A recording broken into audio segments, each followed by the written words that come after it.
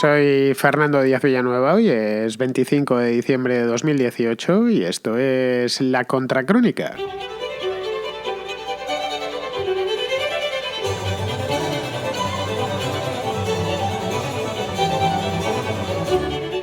Se publicó ayer una encuesta en Argentina, una encuesta demoledora para el presidente Mauricio Macri. 3 años después de su toma de posesión, parece ser que cunde el desánimo en el país y especialmente entre los que le votaron allá por el año 2015, que esta es, digamos, el dato más preocupante de todos. El año que dejamos atrás, que nos quedan ya, pues estamos a 25, pues solo 5 días, ha sido el peor con diferencia para el mandatario argentino. La crisis económica, como bien sabemos todos, especialmente los propios argentinos, se ha agudizado y lo peor es que a Macri se ha quedado ya, se le han quedado el baúl vacío, se ha quedado sin recursos, tanto políticos como dialécticos, y por lo que parece también se está empezando a quedar sin suerte, sin buena suerte, quiero decir, que es en este aspecto en un líder que lo ha confiado todo a la buena suerte, es casi la peor noticia de todas. A la vista de los datos, los datos que ya tenemos son 3 años, después de 3 años se pueden sacar conclusiones bastante válidas. Su programa, podríamos denominarlo, bueno, lo han denominado así en Argentina, su programa gradualista de recuperación económica ha fracasado y lo ha hecho además de manera estrepitosa. Ninguno de los grandes desafíos que se propuso al llegar a la Casa Rosada hace justo 3 años lo ha resuelto de manera satisfactoria. Algunos además no solo no se han resuelto, sino que están igual o peor que cuando Cristina Fernández de Kirchner dejó la presidencia. Por lo que muchos argentinos están empezando a volver su mirada hacia candidatos populistas, que por supuesto de esos nunca van a faltar. En fin, el eterno retorno del peronismo del que Argentina, por más que pasen los años, no se termina de librar.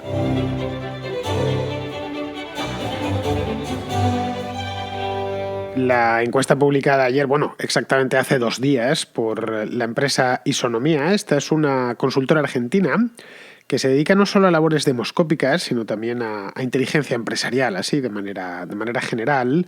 Bien, pues esta encuesta es un retrato robot del estado de la opinión pública argentina un año antes de las elecciones, bueno, menos de un año antes de las elecciones, serán en el mes de octubre de ahora, del año 2019, lo que no sé es exactamente el día, creo que todavía no se lo han puesto, y 3 años después de la llegada al poder de Mauricio Macri. Bien, si echamos la vista atrás, no es mucho tiempo, son solo 3 años, recordaremos, desde luego todos los argentinos lo recuerdan, yo también recuerdo aquellas elecciones en noviembre, diciembre, la campaña electoral del año 2015, estaba ya en la radio y las comenté in extenso en la radio en la que trabajaba en aquel entonces. Pues en aquellas elecciones Macri ganó, no en primera vuelta, ganó en segunda vuelta, con un resultado muy ajustado. De hecho, ajustadísimo, ganó con el 51,3% de los votos. No recordaba el porcentaje exacto y he tenido que irlo a mirar a una página web donde salían todos los resultados. Está, por supuesto, disponible. Pues bien, el rival de en aquel entonces se llamaba Daniel Scioli, que era un peronista, que en tiempos... del año 2003 a 2007, creo recordar, fue vicepresidente de Néstor Kirchner. Es decir, era un tipo con pedigrí, bastante conocido en Argentina. De hecho, Scioli es conocidísimo, es una persona muy popular por allá, porque de joven se dedicó con gran éxito, por cierto, a la motonáutica. Os preguntaréis qué es eso de la motonáutica. Yo la verdad es que, si me lo dices así de primeras, no sé si es andar en moto o algo así, es que las carreras de lanchas, claro, los que somos de ciudades de interior y no estamos acostumbrados a este tipo de deportes, a verlos, por lo menos, pues nos hablan de motonáutica y no tenemos ni idea de lo que se trata, pero en Buenos Aires, como tienen ahí el Río de la Plata delante, el Delta del Tigre que llaman, pues este tipo de deportes de lanchas, supongo, entiendo, lo mismo me equivoco, pero tienden a ser populares porque hay donde hacerlos. Bien, pues este hombre, Daniel Scioli, era un hombre carismático, que se le venía conociendo desde hacía muchos años.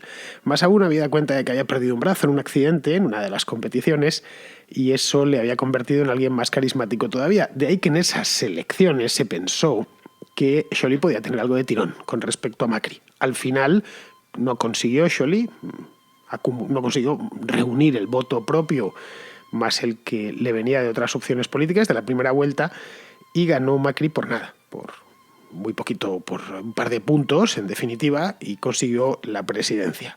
La victoria de Macri en aquel entonces se vio dentro de Argentina, y no solo dentro de Argentina, sino también fuera del país, como una oportunidad para poner fin al ciclo populista del matrimonio Kirchner.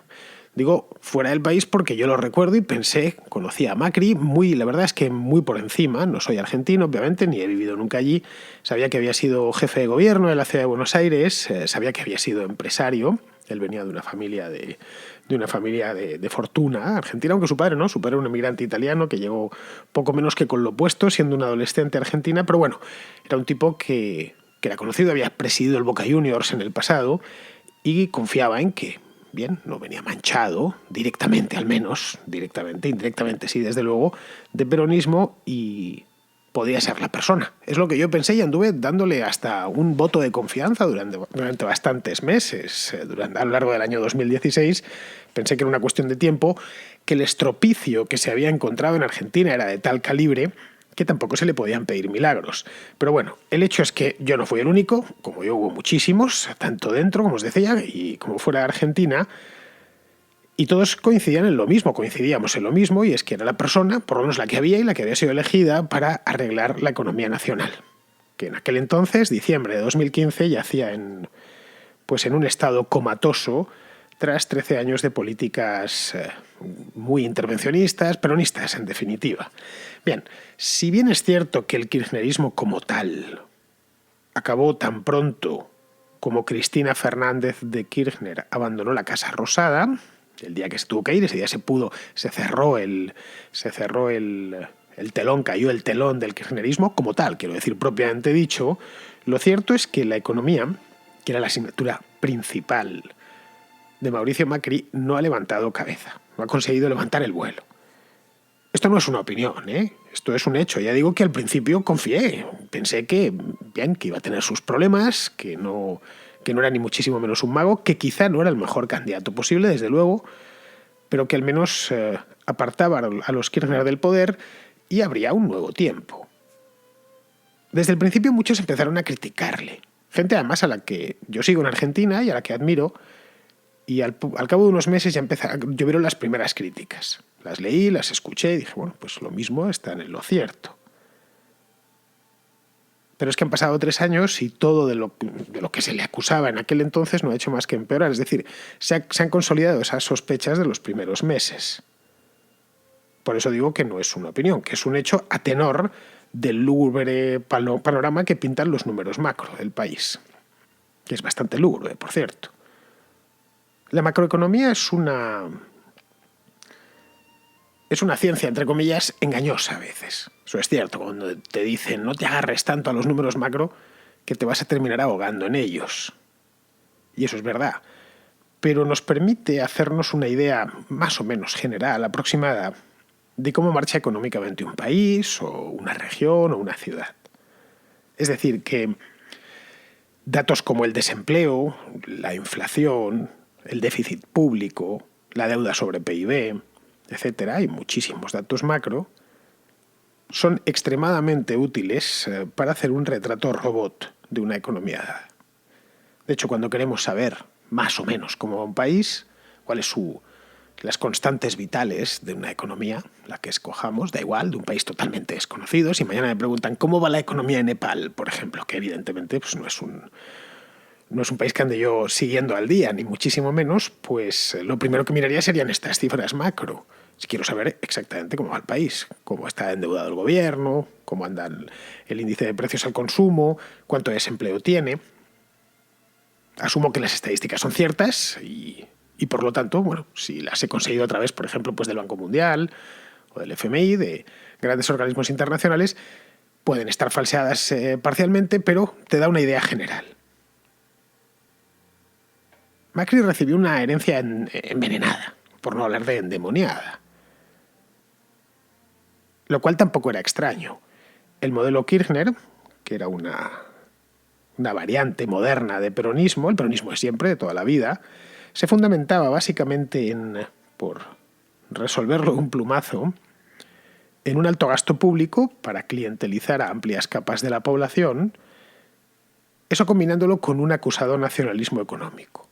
más propio de los años 70 del siglo pasado que de nuestros días globalizados. Las recetas económicas de Cristina Fernández de Kirchner después y Néstor Kirchner, su marido, al principio, eran propiedades de la CEPAL, de los años 60-70. La sustitución de importaciones, impuestos altísimos, tratar de hacerlo todo en el país, desconfiar del mercado. Ese modelo que funcionó, al menos desde el punto de vista macro, muy bien durante los primeros años, después del corralito y de la crisis de 2001, mostraba ya signos de agotamiento a principios de esta década, es decir, hacia el año 2010-2011 se notaba que estaba agotado. De hecho, Kirchner, Néstor, se murió de un paro cardíaco mientras estaba de vacaciones en el sur del país, de donde él provenía, por cierto. Se murió justo ese año y tuvo que dejarlo. Él estaba de marido de la presidenta, le tocaba a Cristina y las siguientes elecciones ya se iba a presentar, ese era el plan. Y se iban a estar turnando hasta que el cuerpo aguantase. El de Néstor Kirchner no aguantó mucho, la verdad, y tuvieron que cambiar. Cristina tuvo que cambiar el plan a toda velocidad. Se presentó y siguió con la idea de seguir presentándose y seguir ganando elecciones, pues hasta que la parca viniese a por ella. Y siempre con el mismo modelo. Evidentemente no lo iba a cambiar porque era el modelo económico en el que ella creía y sobre todo en el que todo su consejo de asesores, ministros, recordemos al inefable Axel Kicillof, se hizo muy famoso en España que fue uno de los autores, desde luego el autor intelectual de la expropiación de YPF, que les costó una fortuna luego. Pero bueno, eso era lo que había y eso es lo que se encontró con Mauricio Macri. En el año 2015, de hecho, el país ya no daba más de sí, la economía argentina no daba más de sí. Atravesaba lo que se conoce como esta inflación, que es una vieja maldición en la que se combinan altas tasas de inflación. Estamos hablando de que Argentina estaba en más o menos el 40%, no declarada porque habían hecho lo que en Venezuela, y es que de la inflación no había datos y no se podía informar, y luego un estancamiento del PIB. Este es el peor de los escenarios posibles. Lo que digo, una auténtica maldición, una pesadilla. Una droga bastante amarga que ya probaron en el pasado, allá por los años 70, tanto Estados Unidos como la Unión Europea, como los países europeos. Eso fue tras la crisis del petróleo y la salida que los gobiernos trataron de darle. Bien, Macri estaba llamado a solucionar aquello. Pero lo cierto es que ha fracasado. Y ha fracasado de una manera, podríamos decir que tan tonta, que cuesta creer que teniéndolo todo dispuesto para poder enfrentar un problema que estaba perfectamente diagnosticado, haya terminado dándose contra la pared.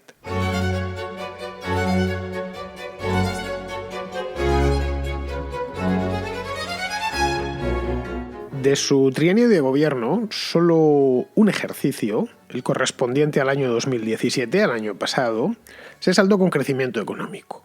Pero ni siquiera era un crecimiento, propiamente dicho, un crecimiento real.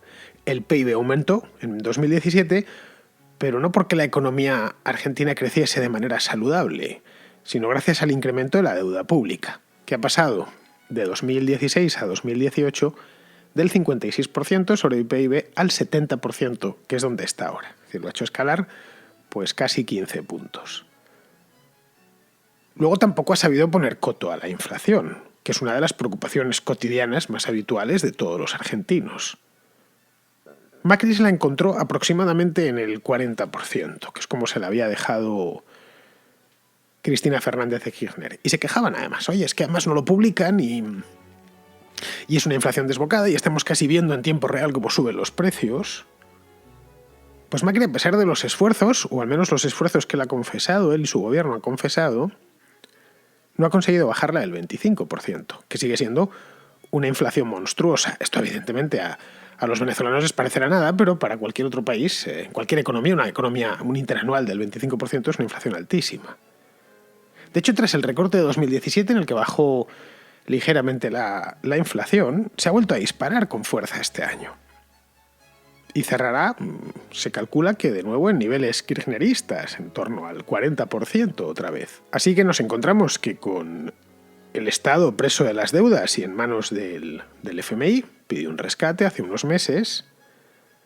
Todo lo que cabía esperar a partir de ahí era una contracción brutal de la economía, que es exactamente lo que ha sucedido este año y que promete prolongarse a lo largo del año próximo. El margen de maniobra que Macri tiene, además, es muy reducido. Todo se le ha torcido dentro del país. Caen a plomo la construcción, la producción industrial, el comercio, la venta de automóviles, la bolsa de Buenos Aires. Y obviamente con todo ello cae también la recaudación fiscal. Luego tiene mayor necesidad de financiación fuera. Pero a la vez está en manos del FMI, como os decía. Una especie de camisa de fuerza en la que se ha puesto a sí mismo el gobierno,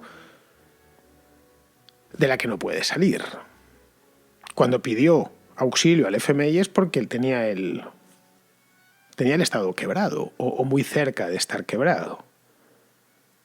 De hecho, el propio FMI había estimado hace poco más de un año, creo que fue en septiembre, octubre de 2017, cuando las cosas no iban tan mal, había estimado una recuperación económica sólida. De hecho, la cifró en un crecimiento del PIB de un 3,2% para 2019, para el año próximo. Evidentemente, ante la tozudez de los hechos, ha tenido que desdecirse y ahora afirma que la economía argentina decrecerá casi un 2% en el año próximo, que es año electoral. No es raro, por lo tanto, que el panorama que pinta la consultora esta, Isonomía, sea tan aterrador para el presidente y le haya sentado como una patada en los bajos. Según se extrae de este sondeo, que lo tengo delante, Macri ganaría en la primera vuelta, pero caería derrotado en la segunda frente al candidato peronista, que no es Scioli esta vez, es un tipo llamado Sergio Massa, que previsiblemente en la segunda vuelta pues movilizará a los votos kirchneristas, porque el kirchnerismo no ha desaparecido, al menos del panorama electoral, aunque sí del gobierno. Este es un pronóstico, la verdad es que comprensible, si se toman en cuenta otros resultados del sondeo. Un 57% de los encuestados cree que su situación personal era mejor con Cristina. Un 54% considera que el país iba mejor con los Kirchner. Y ya el dato definitivo. Un 67% está convencido de que la inflación estaba mejor controlada por la anterior presidenta. Así, a modo de conclusión, 6 de cada 10 argentinos reprueban la gestión económica de Macri. Esto nos permite hacernos una idea de lo desgastada que está la imagen del presidente en solo 3 años de gobierno. Los Kirchner gobernaron durante 12 exactamente, 2003 a 2015. De manera que es plausible que este rechazo se intensifique en los próximos meses, porque Macri la verdad es que no sabe muy bien cómo salir de este bucle diabólico de crisis y de descrédito en el que se ha metido. Y se ha metido él solito, ¿eh? Tampoco le queda tiempo. En 10 meses poco puede enderezar, esa es la verdad. Y todo lo más que le queda es confiar en la buena fortuna, en que el viento cambie por puro azar, qué sé yo, una extraordinaria cosecha, un tirón de las exportaciones, que el peronismo y su pulsión autodestructiva le echen una mano en la recta final, ya en el mes de septiembre. Lo que ha perdido de cualquier modo, y así es como se ganan las elecciones, es la iniciativa. Ha dejado las finanzas públicas al albur del Fondo Monetario Internacional y su suerte política está atada a la volubilidad de las circunstancias, que es el peor estado en el que puedes colocarte, que no seas dueño de lo que te pueda suceder y que además tampoco tengas capacidad de respuesta. Y ojo, no será porque esto no se lo advirtieron, y se lo advirtieron con tiempo y se lo han venido recordando a lo largo de estos 3 últimos años. Y se lo dijeron claro, no uno, sino muchos especialistas. Le vinieron a decir que la Argentina del año 2015 era algo parecido a un enfermo al que le hacía falta un corazón nuevo, un trasplante urgente. no un simple marcapasos y un par de pastillas. Pero no, Macri lo que hizo fue ponerle un marcapasos que además funcionaba mal, sin batería. La pregunta que cabría hacerse aquí es por qué no lo hizo. ¿Por qué insistió en el gradualismo famoso? ¿Por qué insistió en el marcapasos, sabiendo que lo que necesitaba era un trasplante? Pues seguramente porque Macri no era el candidato regenerador que muchos de sus votantes esperaban. A mí algún argentino me lo dijo: estás confiando demasiado en Macri. Pues no lo sé, tampoco soy de allí, así que seguramente tenga razón. El tiempo, evidentemente, ha terminado por darle la razón.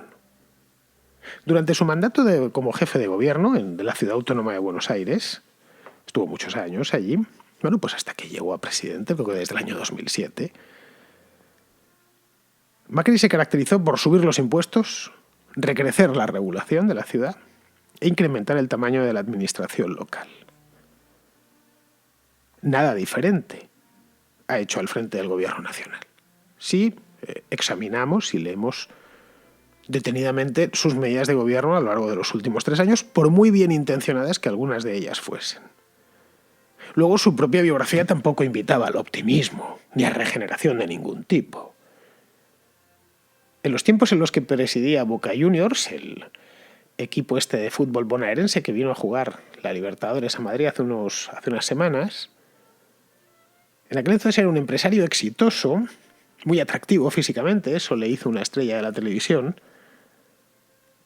y sobre todo muy cercano al justicialismo, especialmente al expresidente Menem, que al parecer hasta le llegó a ofrecer una candidatura dentro del Partido Justicialista, es decir, el Partido Peronista. Pero claro, en 2015 todo eso ya se había olvidado. Y muchos argentinos, deseando quitarse a los Kirchner de encima, apostaron por lo que había. Y claro, lo que había ha terminado siendo un fiasco. Amigos, se habla de esto, pues pronto dejará de hacerse, porque aquí está la Podemoticia.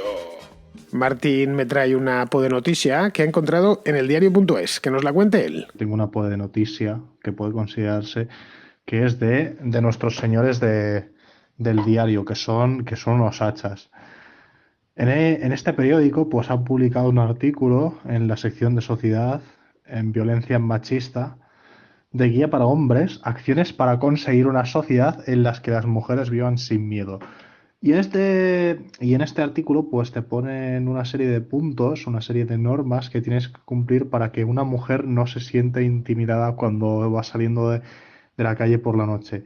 Y a mí es que me ha encantado. Sobre todo es la parte del punto 8, la norma 8 me ha encantado de lo que si estás en un vagón, en un tren, en un metro, tienes que quedarte alejada de la mujer en el vagón. Y yo quería invitar a una reflexión. O sea, cuando leáis el artículo, sustituid la palabra hombres por negros y sustituid la palabra mujeres por blancos. Y entonces, bueno, el artículo incita a esa reflexión e incita también a hacer que tú, como hombre, como tal, no existes, ¿vale? O sea, tienes que no existir, ¿vale? Porque tú eres el causante de las violencias y en lugar de, no sé, contratar psiquiatras, psicólogos y tal, criminólogos también para poder perseguir a violadores o a asesinos.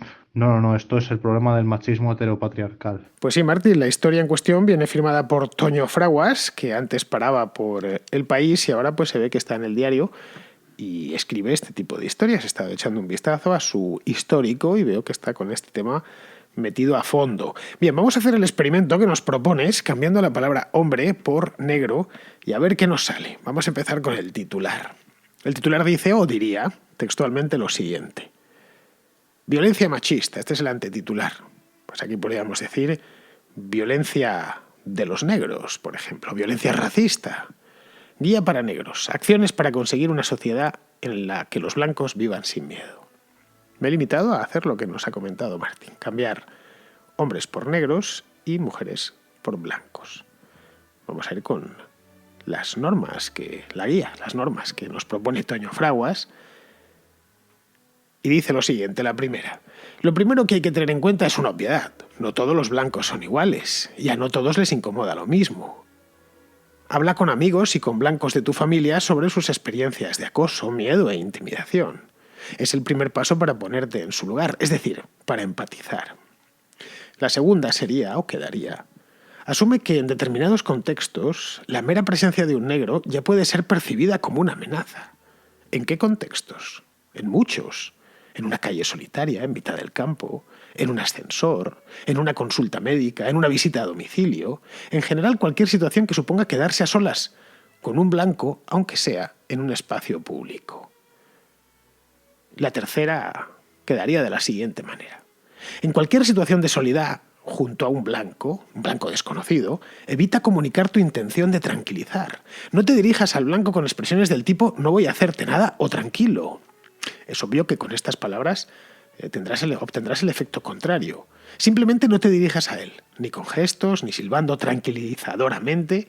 El hecho de que un negro te ignore te hace sentir segura, señala Patricia del Rosal de MM Beta. Diréis, ¿qué es MM Beta? Pues MM Beta es una cosa llamada masculinidades beta. No sé qué será esto. Supongo que será lo contrario a las masculinidades alfa, pero bueno. Sigue la cuarta. Si en tu camino te toca andar detrás de un blanco que va solo en una calle o en un área aislada, cámbiate de acera e intenta adelantarle entrando en su campo visual. Si es posible, adelántale rápido, detente y deja que se aleje. O bien elige una ruta alternativa. A estas alturas ya habrás entendido que se trata de que no camines detrás de un blanco, ni cerca de él, aunque vayas por delante. Da igual si es de día o de noche. Evidentemente, de noche la sensación de amenaza se acrecienta, pero de día también existe. En fin, puedo seguir, ¿eh? Hay un montón. No voy a leerlas todas, obviamente, pero hay en concreto 12. Como veis, el panorama es aterrador. No sé si Toño Fraguas se siente identificado con el modo en el que pinta a los hombres, así en general, y nos incluye a todos, como una amenaza, como violadores todos. Yo la verdad es que si él se siente identificado, yo desde luego no me veo reflejado aquí, jamás. He acosado a una mujer, ni por supuesto, ni remotamente. He violado a una mujer, ni he tenido la más mínima intención de hacerlo. Procuro ser un caballero. Pero quizá Toño Fraguas no. Así que en el caso de que él se sienta identificado, no digo ya que haya hecho todas estas cosas, pero que simplemente que se sienta identificado, aunque sea mentalmente, yo la verdad es que creo que debería hacérselo mirar, pero por un especialista. Bien, cambiando de tema, Isat, que es un oyente de Barcelona, tiene un comentario sobre el tema de Cataluña. Buenas tardes, querido Fernando. He escuchado la última contracrónica sobre vísperas catalanas y me ha llamado poderosamente la atención el comentario de que era inesperado que Esquerra quedase tercero. Bueno, yo soy barcelonés, llevo toda la vida viviendo aquí, soy politólogo y he vivido con bastante intensidad todos estos años de procés y la mentira independentista y todo el rollo patatero. Pero decirte que a mí no me supuso ninguna sorpresa por dos factores. Se vendió desde TV3 que Puigdemont era el gran mártir. A los de Esquerra prácticamente se les invisibilizó durante programas, los famosos fax puigdemonianos que le digo yo. Y todas las cocomochadas que hacía el presidente para muchos salían por televisión día sí día también. Y apeló a que si se le votaba volvía, se le hicieron 500 entrevistas en su casa trabajando, de lo mal que lo estaba viendo en Bélgica, todas las performances que se hicieron en torno a la figura de Puigdemont. No sé, yo creo que ahí hay un aparato propagandístico que declinó la balanza a favor del forajido. Entonces, yo no veo ninguna sorpresa y me sorprende que el compañero Jordi te diga lo mismo. Un saludo y gracias por tus programas. Básicamente lo que vino a hacer Isat es a identificar la causa en aquel entonces con Puigdemont. Es lo que hicieron, lo que hizo el PDeCAT y lo que hizo TV3, bueno, la Corpo, toda la corporación de radio y televisión de la Generalidad. En aquel entonces, claro, estamos hablando de hace un año, el 1 de octubre el referéndum estaba mucho más cerca, a 2 meses vista, y la cosa se percibía de otra manera. Ahora bien, un año y pico después, en unas nuevas elecciones, yo personalmente creo que el PDeCAT no sé yo si lo tendría tan fácil como entonces, incluso con TV3 en la mano y con las consejerías. A ver, ha llovido mucho en el último año y ha llovido sobre todos, también sobre Puigdemont. Bien, vamos a ir terminando ya, que al final me he enrollado demasiado. Pizarro tiene también un comentario sobre este asunto catalán, aunque lo que le toca a Pedro Sánchez, y ya de paso, como Pizarro también es un caballero, pues aprovecha y nos felicita la Navidad a todos. Los separatistas se declaran enemigos de la nación española. Lo hacen desde las calles, desde los escaños y desde las instituciones. Pedro se declara amigo de los secessionistas, compinche en los escaños y reconocedor en las instituciones. En ellos apoyó su presidencia y en ellos apoya su continuidad. Los españoles representados por el gobierno autonómico catalán y por el gobierno de España son y somos gapeados por Pedro inmisericordiamente, día tras día, semana tras semana y un mes tras otro. Por babas que no nos matarán, pero que preparan una salida de la presidencia de Pedro ominosa. Para los españoles de Cataluña no secesionistas, la cosa es más cruda. Sus agresores son vecinos, pero también su gobierno autonómico, y mientras su gobierno nacional se ríe de ellos y sujeta a quienes quisieran ayudarles desde fuera de Cataluña. Pero nada de esto carece de consecuencias, y estas solo pueden ser oscuras, y se acercan. Felices fiestas, Fernando, y felices fiestas para todos los oyentes de tus magníficos programas. Un afectuosísimo saludo de Pizarro. Pues muchas felicidades, Alejandro, porque es Navidad y porque haces unos comentarios muy buenos. La contra, bien lo sabes, no sería la misma sin tus aportaciones diarias, que son extraordinarias. Pues bien, queridos amigos, con esto me despido ya de vosotros. Hasta mañana. Ha sido, y lo sabéis bien, todo un privilegio teneros ahí también el día de Navidad. Hasta mañana.